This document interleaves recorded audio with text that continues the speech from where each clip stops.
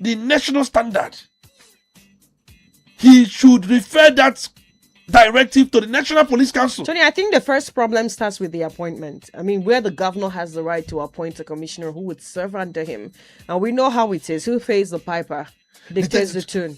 Unfortunately, we're going to go back to the same system that we have complained that is not working in every system in the federal sector. No. Look at how look at how agencies, ministries, departments, if the president has to appoint literally everyone who has to take charge of things, the president can literally pretty much be in charge of things. And that's what is going to be happening with the states. Now, if you had listened very well, is a way of trying to shove the powers of governors. If you had listened what I said earlier on, before you intervene, is a way of trying to control the powers of governors.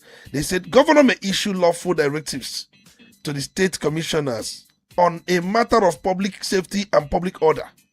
But if the commissioner believes a directive is unlawful or inconsistent with national standards, we are saying the same thing, Tony. They may refer it to the National Police Council, whose decision is final, not referring it to the inspector. Give me a second. Sorry, who is National Police Council? The non-functional one. Please give me a second. We are going back to the same thing here. It is that particular clause was added there to check what? The governors. The same governors who employ these people. Can we stop deceiving ourselves? This is Nigeria. But clauses are added everywhere. What are we not saying? State houses are supposed to check the executive, but they become rubber stamp. The same thing with the federal the houses that are meant to check the executive at the federal level. They become rubber stamp. The point is, if the executive in any way can influence who becomes in charge, then that clause is more or less ceremonial. Let me say this thing, and I expected that governors definitely will make appointments the way the president makes appointment, because the president cannot make appointment on a matter of inspection of police. You tell the governors not to make appointments. Can it not be voted for? No, it can be. But I said we have not arrived there. Some of these things, let's see how it works. Let's see the abuse the governors are going to mete out. Because for me, I have said it is better than nothing. Okay. The idea is to take over our lands. If you will go on to Bika who appoints or who does not appoint, the idea of the state police will be defeated. What is the idea? The idea is to make sure that these boys that are coming, I don't know where they're coming from, either from Sahel region, or they're coming from Mali or from Libya, that wants to take over our lands. It's a way of telling people, now, you are in control of your lands.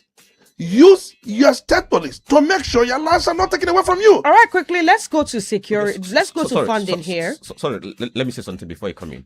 Because for me, what I want to emphasize here is still what I've been saying for a long time. It's good to have state police, but let's not in the habit of let's make haste, and at the same time commit ourselves to the maybe to the cross. Now, what am I saying in essence is this. One is this. Let the framework be well defined so that everybody gets to understand what the structure of the state police is going to be. What is the essence of power of the governors? What is state police going to superintend over? If there is friction, how are they going to handle it, and what have you not? Then the issue of public hearing, no matter how we want to speed it up, it must not be circumvented. They must subject this into public hearing. Let's hear from experts. Let's hear from former British police officers who can give us an idea of how it used to be there. They can make suggestions on how we can go about it. Then the issue of funding you just talked about is very, very important. Because if after making these amendments and there is no embedment in the law on sources of funding, we might have a problem. Because for me, I'm thinking that they should define sources of funding. And also, I was going to ask about states. In that very bill. I was going to ask about states don't earn the same, right?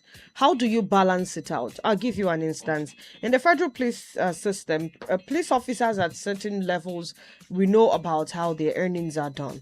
Now, with states where you have some states earning more, and some states being able to generate more, I don't know how they're going to bring about a balance. So much so that what is obtainable in state A can possibly or nearly be obtainable in state B. Now, I understand that even in the civil service, especially in the state employ, it's almost never the same, but there is a benchmark, right? So I was going to ask you, Tony, how do we reach at a benchmark?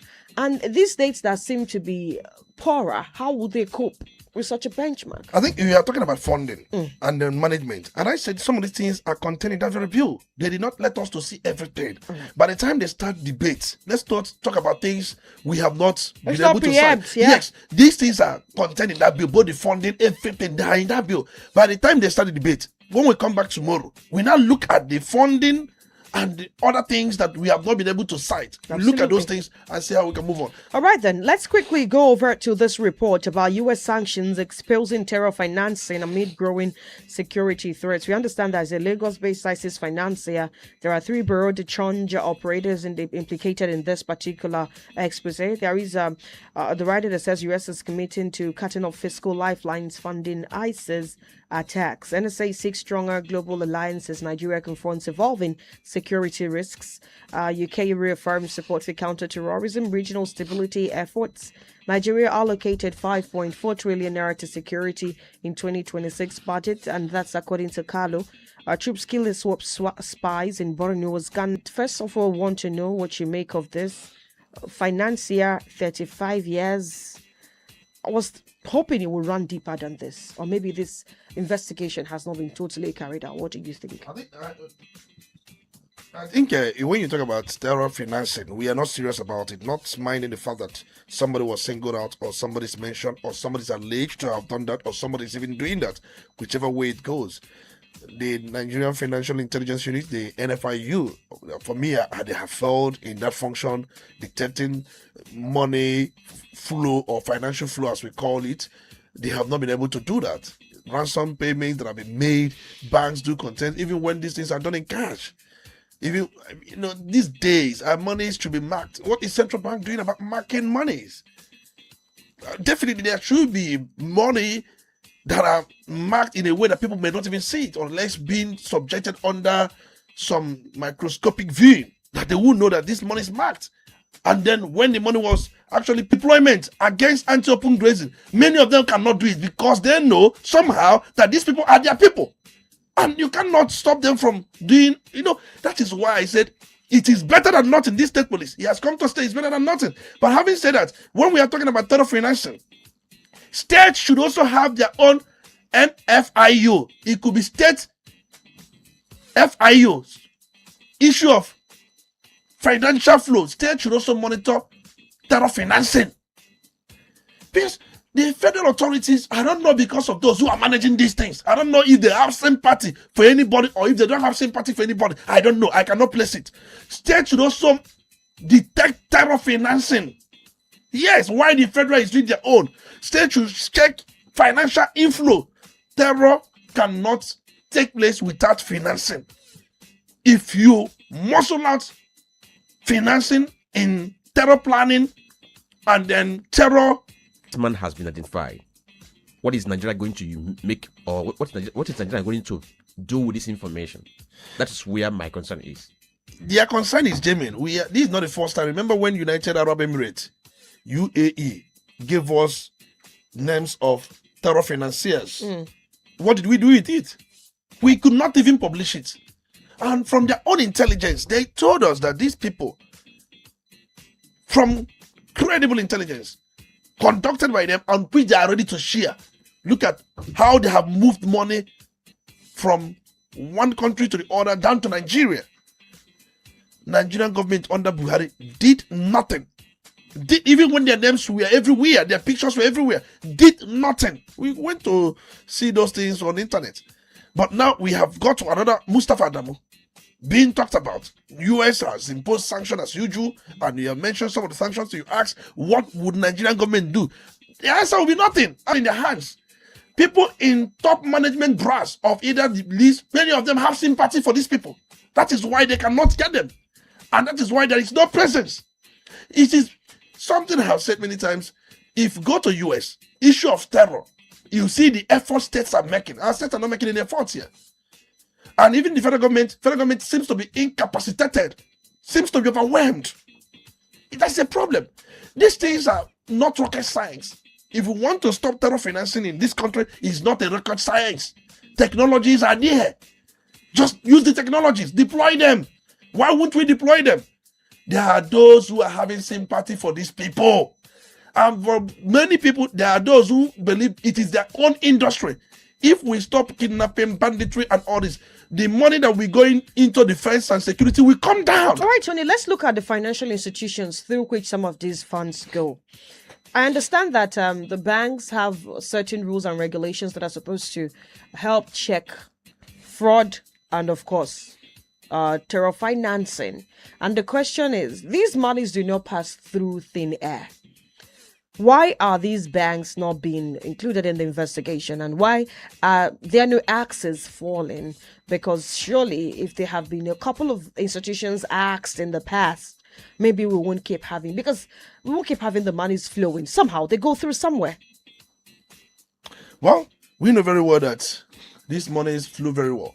Repatriations, and these monies are laundered anyway, because sometimes they don't come plainly what they are for. They come in many ways. We have anti-laundering policies that are supposed to sniff them out. Sometimes you see such people, making such transactions, money moving from one account to the other. That's because sometimes purposes are attached. There must be investigation. The money should be held up by the government over a period of time while they investigate the purpose, the sender. Who is the sender? What does the sender do? What business does he operate? Is the sender, has he such capacity? How did the sender get the money? And from which account did it enter to the account of the sender? You start investigating change of account, because the thing may have moved from one account to the sender. Maybe it may pass through 10 accounts from the originator, from the account that originated it. You now look at those involved in that account. Is it a private account, or is it a corporate account? What the account is for? Those who sent it, what are they into? What was the purpose of sending? These are some of the things done. And the amount in view, sometimes the person who is to receive it may be placed on no debit order for a moment while the whole thing is going on, because the amounts, they are not small amounts. These are things people do, but in other crimes, they do it within hours, so that you don't interrupt any genuine business transactions. Okay. Once it is once that transfer is suspicious, it's a red flag. Investigation comes immediately.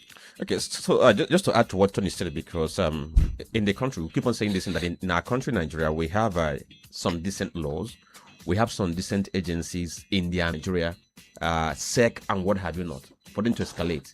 But in most cases, we see that banks, in most cases, do not report because they want to make money. Do even NFIU go on to check the bank's records? Exactly. Or do they sit and then wait for the banks to report? So these agents, these people who are supposed to be the gateway or the checkpoint, they fail to do their jobs, and that's why this didn't happen. And also take note too that there is also some transaction that happen outside the banking system. Yeah. There are many people who operate this very broad exchange. They don't go through the banks. It's about bringing your money. They give you cash, and you use your cash to go and do whatever you want to do, and nobody gets to track it. That's why those who are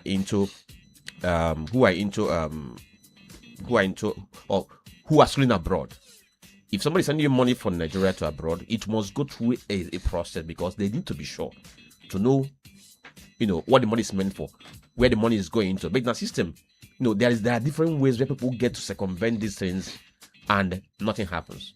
I keep on saying that our problem is always the fact that these things are meant to work, but people who have the agencies are not working to bring life to all these things. All right, then. Quickly, let's look at the last matter on our table before we go on a break, and then open up the phone lines. We understand that activist and publisher Omoyele Sowore has been incarcerated in Kuje Correctional Center, and it has triggered concerns about the state of civil liberties in Nigeria. Of course, we've had the likes of Mr. Peter Obi, we've had Syrup, we've had Gani Adams, Aloy Ejimako of IPOP. We've had a lot of people asking why he has been incarcerated. We understand that the Federal High Court in Abuja ordered Sowore's remand at the Kuje Correctional Center pending the hearing of his application challenging the revocation of his bail.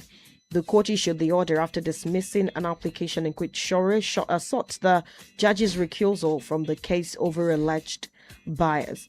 So, Tony, quickly, let's speak on this. And of course, Shaware's legal troubles and this talk now about it being an encroachment into civil liberties. Well, I saw what happened. The way and manner the DSS bundled Showore out of the courtroom for me was an eyesore. Despicable. Very, very lugubrious.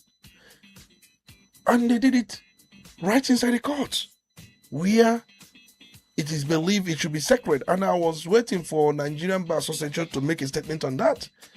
They have not done that, because yesterday the president of the Nigerian Bar Association visited the Inspector of Police, where the Inspector of Police told him that they will begin enforcement on tinted permits. But then I looked at their conversation. He also reiterated that the Nigerian Bar Association is not against tinted enforcement, but those necessary or those payments that should be made. That police is not a tax collector and police is not a money collector. It is not within the powers of police to start collecting money for somebody to register for anything. That police cannot. And I think that's the area of disagreement. But that's not what we are talking about.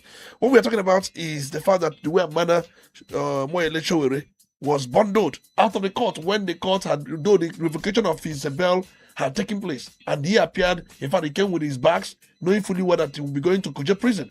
But immediately the court section was over. I think he waited for some time. After like 2 hours, only for, stern-looking DSS officials to come and bundle him like a common criminal. Remember, the whole thing started when Showore called Mr. President a criminal. Because the Mr. President went to Brazil to state that his reforms in Nigeria have brought a lot of progress, impact, and where the reforms had made money to be more in the hands of governments. And Mr. President maybe somehow say that corruption seems to have been evaporated in Nigeria. And Showore felt that Mr. President couldn't have said that. How would he say that there is no more corruption in Nigeria? Because of his visit. And I think that visit was in August 2025, where Mr. President was in Brazil for an official visit. And Showore, his usual characteristics, now use certain words which for me shouldn't have been used. But then he was thinking he was exercising Section 39 of the Constitution, freedom of expression, freedom to hold opinion. But his kind of opinion was so, I don't know how to put it. Yes, no matter how you may have looked at it, because the DSS, if I told Showore to delete this, the tweet, that it somehow affects national security.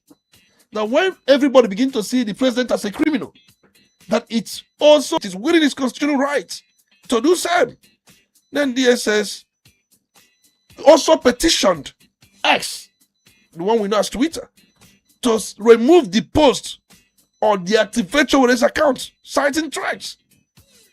But along the line, X refused that it is within their privacy right to allow the tweet, that it has not in any way violated their guidelines and their laws. Remember, Mr. President, after holding bilateral talks with Brazilian President Inácio Lula da Silva, both the business summits and forum they attended, where we witnessed signing of multiple MOUs, which we are waiting to see the implementation, because the MOUs signed in Brazil are in both trade, investment, technology, food security, manufacturing, renewable energy, oil and gas, and so many other things. But the truth is, what Mr. President said, was it true? He said that the economy is today blossoming, that is getting clearer to the people, that we have more money for the economy and there will be no more corruption. That's what the president said. And there will be no more corruption. Mr. President did not actually say that corruption has stopped in Nigeria. He said because the money is flowing, the reforms have made a lot of impact. In fact, government has more money to work. There will be no more corruption. Showore focused on that. There will be no more corruption, and translated it to mean that the president said there is no corruption.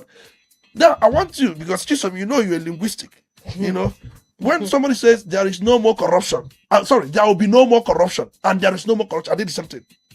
One is futuristic. There will be no more corruption. It shows that probably you're still working on it, and you're hoping that with the things you're putting on ground, there will be no more corruption. It's futuristic. It doesn't absolutely signify that there's an end to corruption. There's been an end to corruption, rather. The other one means what? I mean, it's absolute. There is no more corruption. It's absolute. So now hinge that the president said there is no more corruption. But from what Mr. President said in Brazil, there will be no more corruption. So now, that's what infuriated Chowore to now make that very tweet. That this, I don't want to call him Mr. President, the name he called him. This, you know what he called him, actually went to Brazil to state that there is no more corruption. The word is not, he said there is no more corruption. There will be no more corruption. The question is, Tony, quickly, let's round off on this conversation, right? This is 2026, and I recall vividly that there was a day I asked you about the kind of things that are said in this politicking thing. And you said, and so I am curious to find out why Akokataziono may be arrest. But I remember Mr. President in the past has also called other presidents, using even some unprintable names. What are you not saying? The same president that at some point in Take Back Nigeria was part of a team that literally figuratively buried a president alive. If I am not mistaken, they carried a casket for that particular walk. Am I mistaken? Is my memory messing with me? No. Please help me. So why are we getting distracted? I mean, Chowore is, for the want of a better word, inconsequential. He's inconsequential in what Nigerians are having to deal with. Tony, look at where minimum wage is at, and Labour is saying 400% minimum wage, and that is technically 70,000 by 5, which is 350,000, and arguably that may not even be enough for an average Nigerian to float a family with the way the economy is going. But we know we are not even possibly getting that. We have way too many issues at hand. Isn't Chowore an inconsequential distraction to everything? For me, very inconsequential. For me, the DSS shouldn't have done what they are doing. They should go rescue those kids in Oyo, for God's sake. We are talking about... How many days down the line? 39 days down the line. We are talking about people being in captivity for over 39 days. And we are so much concerned about prosecuting somebody who called president a criminal for whatever Mr. President said. If you look at it, which one is a priority? And the same time, we've seen even Jonathan, during his days as president or his years as president, things worse than this we are used against him. You know, many people call him clueless. They call him names. I don't think Jonathan arrested anybody. Even Buhari. He was called them, but Buhari was able to arrest few, but ignored many. Isn't it autocratic that when you are... I understand we have laws against slander, against assassination of character, but we have way too many issues, Tony. And my point is, let's deal with the big things. These are maybe not too small, but the DSS over what was said about, over the president being insulted, really? For me, I think it's purely a distraction. It's purely a distraction. This is not the first time we've seen either citizens out of frustration, out of dissatisfaction over government, call the president names and all that. I remember when Mr. President Buhari called Igbo's dot in a circle because it has to do with tribal, slander. And then X deactivated his account. Was it not because of that? Twitter was reminded that they have not paid taxes, they have not incorporated in Nigeria, they have not done this. At the end of the day, have they done those things? Okay, so Tony, quickly, let's just look at this, because for me, I want to look at what the issue is. The issue that led to the present situation, whereby people began to react, the likes of Serap and Amnesty International. Because what actually happened is that we know that Chowore is facing cyberbullying charges, which were filed by DSS at the Federal High Court.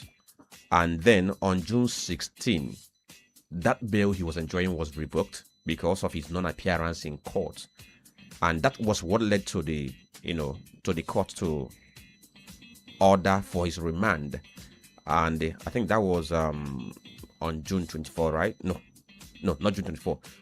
So the court ordered for his remand at the Kuje Correctional Center. But after the court ordered for that very remand, DSS wanted to keep him in their custody. And that was why Chowore supporters now revolted, insisting that for the fact that the court has said keep him at Kuje Correctional Center. That's where he must go. That he must not go with DSS. And they got involved in this blockade. At the end of the day, he supposed to have succeeded, and he was taken to Kuje prison. In fact, they had to move with the vehicle to ensure that DSS did not block them on the road and hijack Showore. Now, where I'm going to is the reactions we have seen. I have seen what Amnesty International said. They said that Showore is being detained arbitrarily for making a mere social media post criticizing Mr. President. So my question is, this detention by the court, is it arbitrary? The second one is that they said that Showore calling Mr. President a criminal is a mere expression of human rights. Is this within the ambit of human right expression as envisaged by 1999 Constitution? I have said it many times. For me, this would have been, because Mr. President is a public person. Being a public person, and for the fact that his name was actually put in the mud, he can also institute a civil suit against Showore. So is this a being overzealous? They are overzealous. Because for me, just like I said earlier on, I remember in 2011, President Tinubu, he wasn't the president then. He referred to Jonathan. He called Jonathan a drunkard and a sinking fisherman. That's the name he used. In fact, this remarks widely described in Nigerian media. If you search it, is everywhere. It's unprintable. It's derogatory. Showore called Mr. President a criminal. Then the president, who was called a criminal, during his own time called a sitting president a drunkard and a sinking fisherman. But there was no arrest. But the point I'm trying to make, you ask, is it within the purview of DSS to make arrest? But they make arrest and prosecution if it has to do with national security. But they are linking the name calling to national security, saying that if you call somebody who is fighting insecurity, fighting crime, ensuring that things are, if you call me a criminal, what signal does it send to criminals? Because it would also hinder or prevent or somehow obstruct fight against insecurity that has to do with that is, but they have to prove it in court. But then let me come back to what Franklin raised. We need to go on a break, Tony. Quickly. This advert break is long overdue. All right, please. We need to take this break. All right. Udala Radio 104.7 FM. Polity bread, Wendy's bread, for your family breakfast. Wendy's bread, Opa kitchen they to yellow. Wendy's bread, Mama Papa they like Wendy's bread, kitchen and do. Wendy's bread, even children they like Wendy's bread, Wendy's bread, and in town. Wendy's bread, you get it better tasty, we go sweet your belly. Wendy's bread, Wendy's Wendy's bread, tasty bread. You can contact us on our official address, Second Business Park, Enugu Road, GRA, beside Misha, Anambra State. We also have another branch at St. Michael Plaza, Atani Road. Also contact us on 070-1149-1571. Wendy's bread, your tasty bread. Wendy's bread. Wow! I feel good. Ladies, are you ready to look beautiful, feel confident, and embrace your best self? Welcome to Anna's Secrets Wellness and Beauty, your trusted destination for women's beauty, wellness, skincare, and body enhancement products. Looking for body enhancement, weight gain, breast or butt enhancement products? We have got you covered. Need weight loss solutions, slimming teas, slimming coffee, or flat tummy products? Anna's Secrets has exactly what you need. From feminine care products to glowing skin care, wellness supplements, body creams, face serums, soaps, scrubs, and much more. Quality is our promise. Quality products, professional guidance, trusted service, and nationwide delivery. So visit us today at Eastern Breed Filling Station, Monarch Junction beside Crunchy's Old Road, more. Call or WhatsApp on 080-6066-5069 or visit annasecret.co. Anna's Secrets, bringing your body fantasy to reality.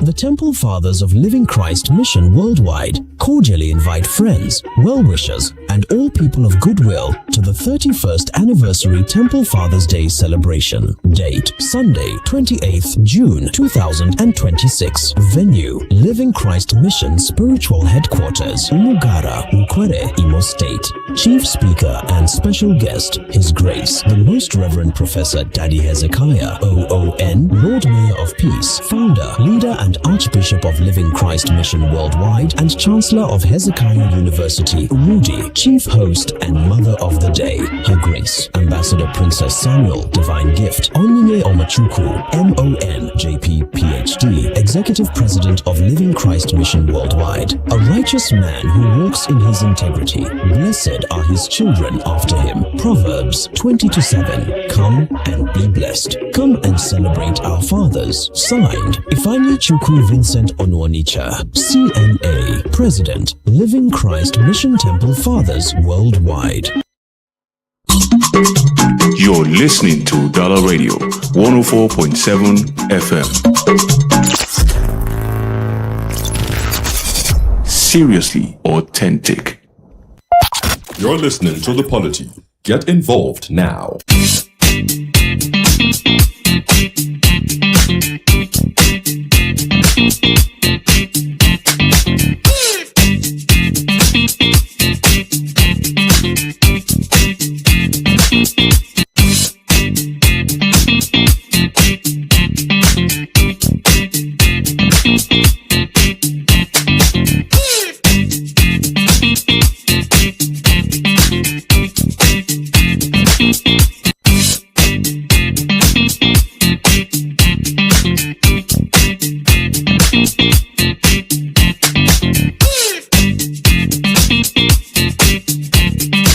Promise you, the banter of the microphone is the one you're actually missing. What you're really missing is the one of the microphone.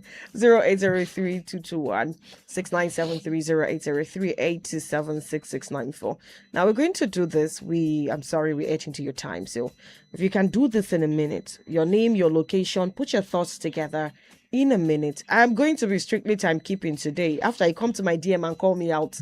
Hello, good morning. Good morning. My speaker, Tony Baker, and System, and Franklin. And this is the voice of Ignatius Okoye from our ancient kingdom. Go ahead, please. You have a minute. You see, I said it before. Hand power absorb power to a man and watch him see his true color. This president is the man that fought against the military when he was in Mexico. That dictator, the autocracy. What are we seeing now? Just that a man call you a criminal. Why not overlook him and continue to do your work? Now you're chasing you up and down. Here you use DHS and every peripheral in your coffin, militaries to chase children. Our children. Thank you very much. I have to let you go. A minute. Good morning.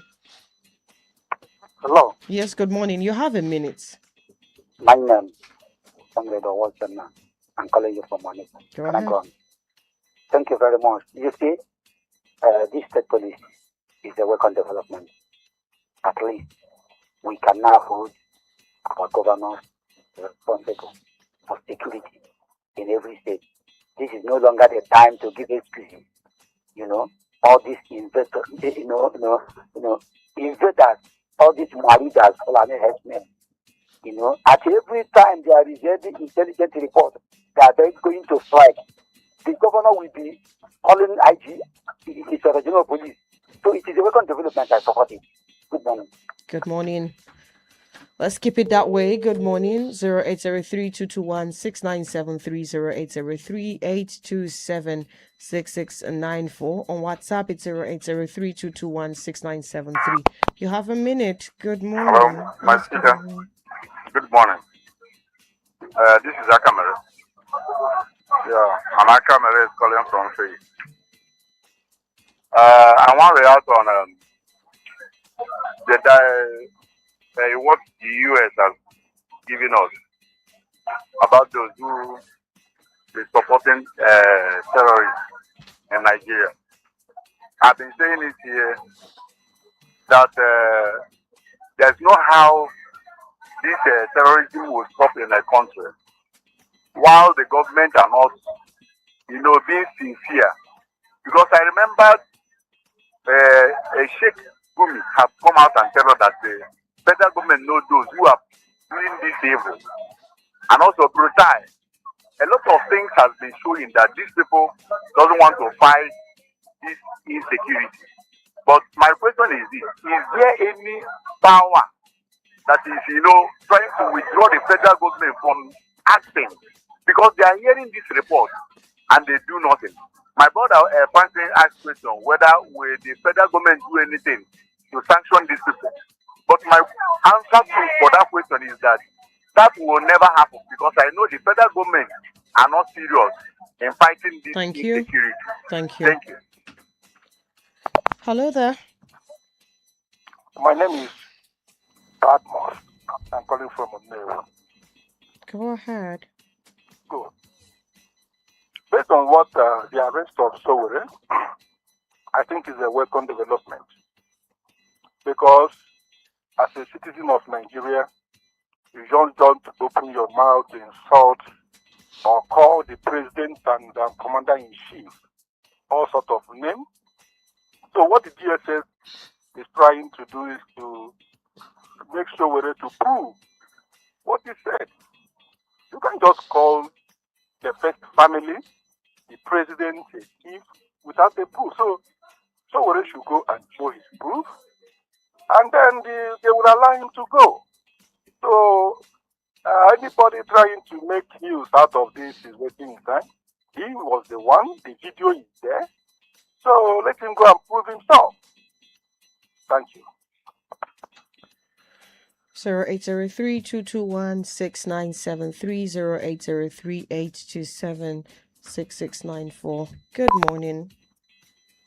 Wonderful morning to you, Tom Chinedu. Good morning to Franklin Antonio Zambeki. Honorable Dika ringing from Onitsha. Going straight to the point, I don't think, not for the court, the matter is in court, it's left for Sowore to go and substantiate. If you have enough evidence why he called the president a criminal, I mean, the court, my fear is that judiciary is not independent. That is just the irony of what we are talking about here. Okay, is it this judiciary that is singing on your mandate with stand? Already there we deal with Sowore. That is the angle I'm looking at it from. Okay, we are talking about Sowore. What about Rufa? What about what's the other one that worked under Malami?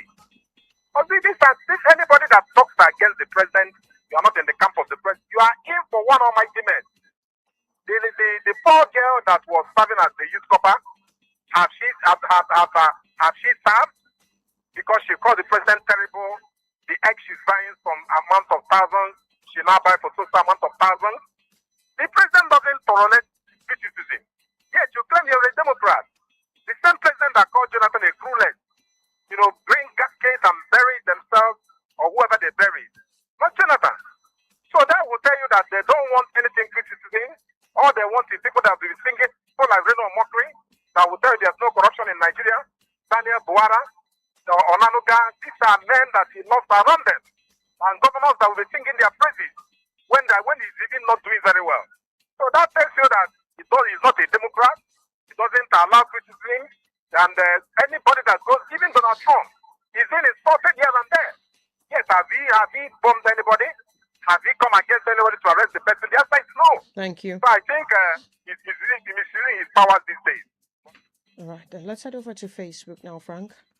Okay, so for sure, just for the record's sake, of course, he wasn't arrested to recall what happened to him. He was remanded in Kuje prison by the court. And the issue was why would the DSS be the one trying to force him to Kuje prison, being that it would have been the prison officers that could have come there to pick him up, not the DSS. They were over serious. And from the reports we got, and those DSS officers that dragged him, they have been ordered to be prosecuted. Right. Yes. I think that's just a report. All right. So we have this very one from Chukwemeka Anthony. He says, I have seen videos of American citizens telling the well-kitted police officers the F word to his face.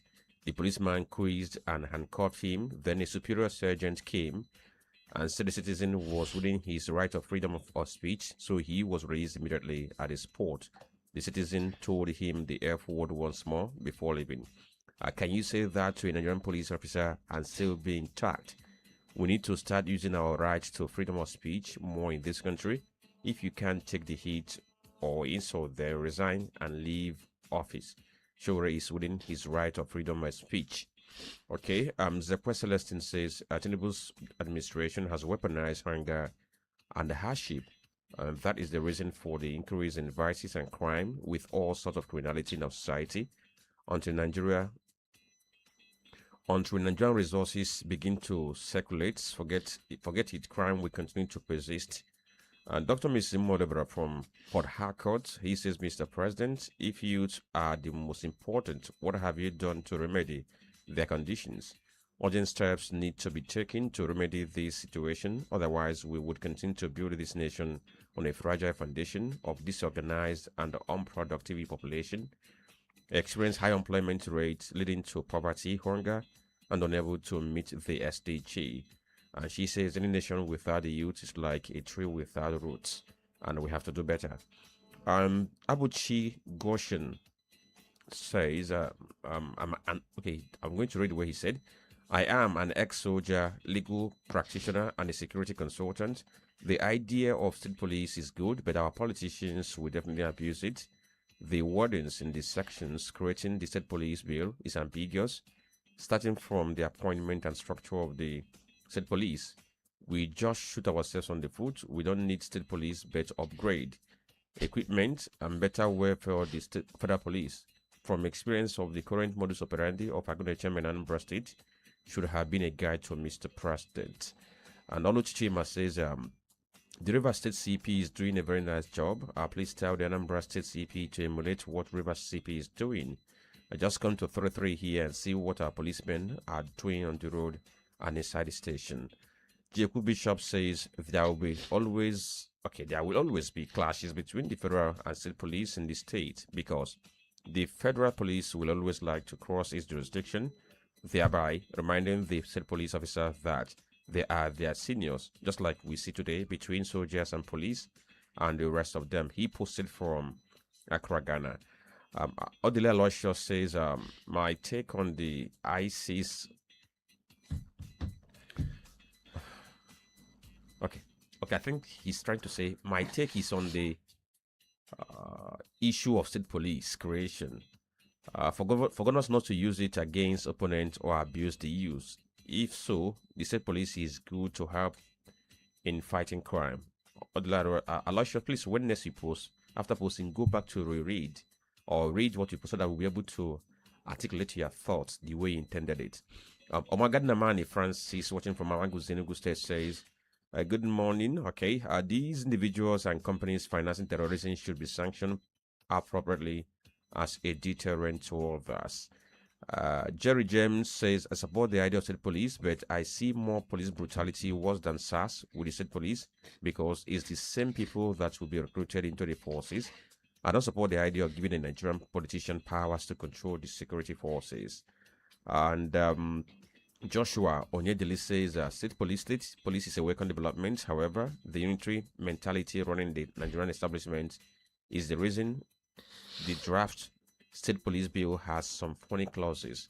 Like the speaker said, it's better than none. Our ruling and governing classes, our ruling and governing class seems to be completely disconnected from reality. He posted from Asaba.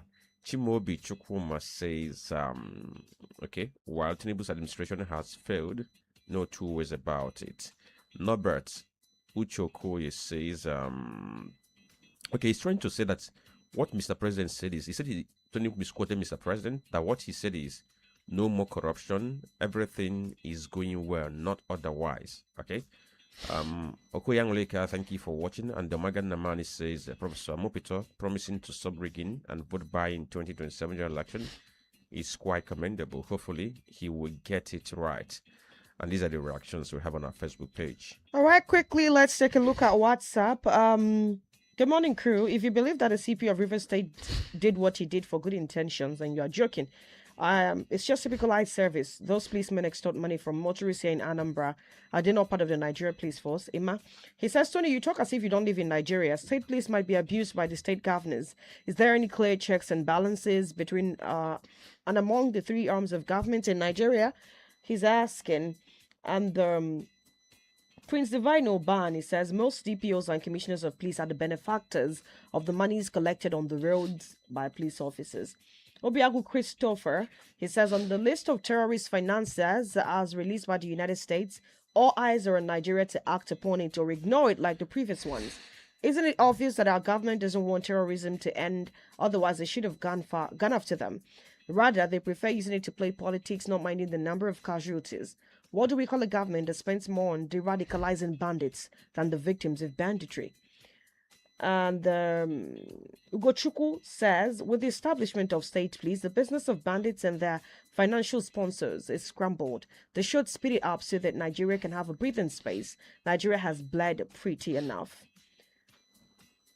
And this one from Emeka says, fighting bandits in Nigeria looks like a deal. Okay. A country where a top politician will go and negotiate with bandits in the bush and nobody's talking about it. Nigeria knows what to do for a nation to be okay. May God help us all. And Vincent from Obosi says, it's a good development that the Obosi axis on the flooding in the Anambra State for work to start in the area. Okay. And the last one I'm going to take now, Sebastian Apigwe says, I want to bring to the notice of the House that okay. Sebastian Apigwe, your complaint has been well received. Gentlemen, please, your final words. I think let's be very, very totally out of time. Emphatic here. Hold on. You know, somebody was saying that I misquoted Mr. President, or maybe I did not cite what Mr. President said. I have the entire quote, and I'm very much correct. In fact, Mr. President, say that we have more money for the economy and there will be no more corruption. I have the entire quote. Even the reforms I've been backed upon since I took over in Nigeria have been very impactful. It was initially painful, but today the result is blossoming. It is getting clearer to the people. We have more money for the economy and there will be no more corruption. We have the governor of the Central Bank of Nigeria here. You don't have to know him before getting the foreign exchange you need. These are the quotes. Most times when we say things here, people think we manufacture them. And somebody was saying, that's not the exact quote. He said there will be no more corruption. Let's be when we're condemning what they did to Chuchuwere, we condemn it. But when we are also stating the facts, we say the facts. And just like I said earlier on, it is very funny that bandits are saying we don't need state police. And then what we need to upgrade. When bandits are saying the same thing, some people are so following bandits to say the same thing. Because for them, it's going to be business as usual. And they see state police as something inimical to their business. And somebody saying